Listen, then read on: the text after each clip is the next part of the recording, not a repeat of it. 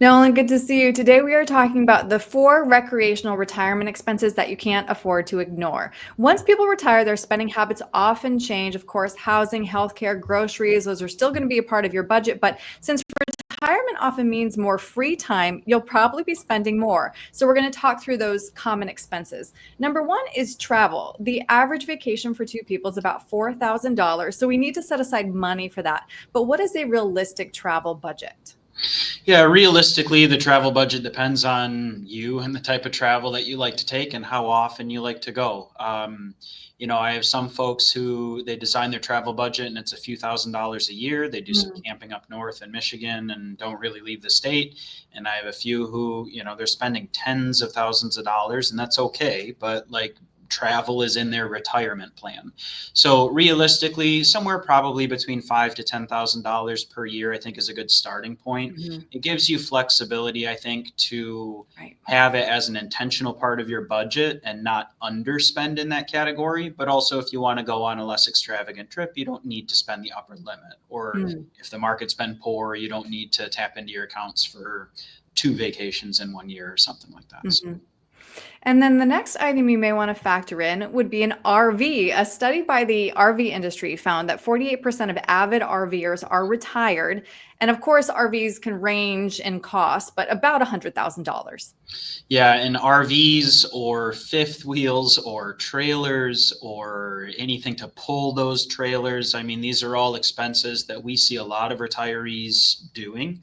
RVing, camping is especially popular here in Michigan and throughout the Midwest. So we have a lot of folks who like to do that.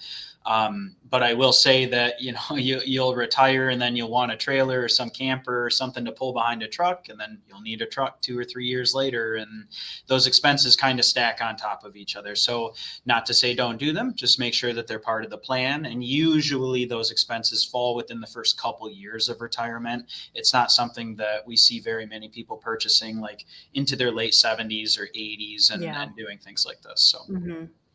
And then a lot of retirees also choose to own a second home. Boomers currently own 57% of all vacation or seasonal homes and 58% of all rental properties. Yeah, second homes are more and more popular.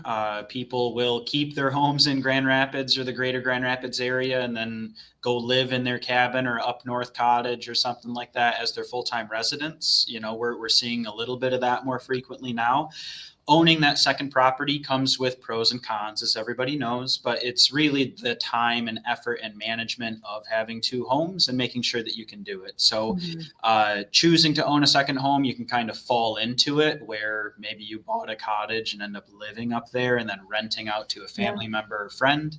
It can be any number of things. Just make sure you have the time to manage both things. Right. Good point.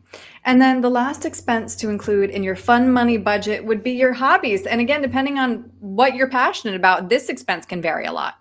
Yeah, we have pilots. We have people who just like to go to the beach or go walk around the lake, and hobbies vary depending on people. It could be music, it could be art, it could be any number of things.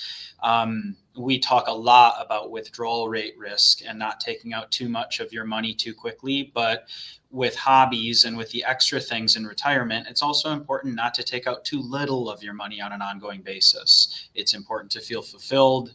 Using your money and using your expenses for hobbies and things like that is really important.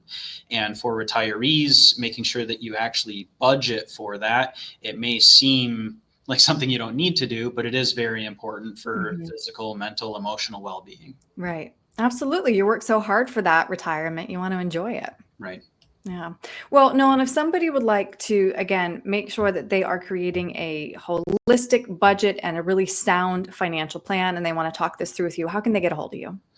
They can call us at 616-301-2581 or go to our website, cornerstone-rp.com, and fill out a contact us box at the bottom of the page. And we're happy to help with any of this. Great. Nolan, thank you. Thanks, Erin.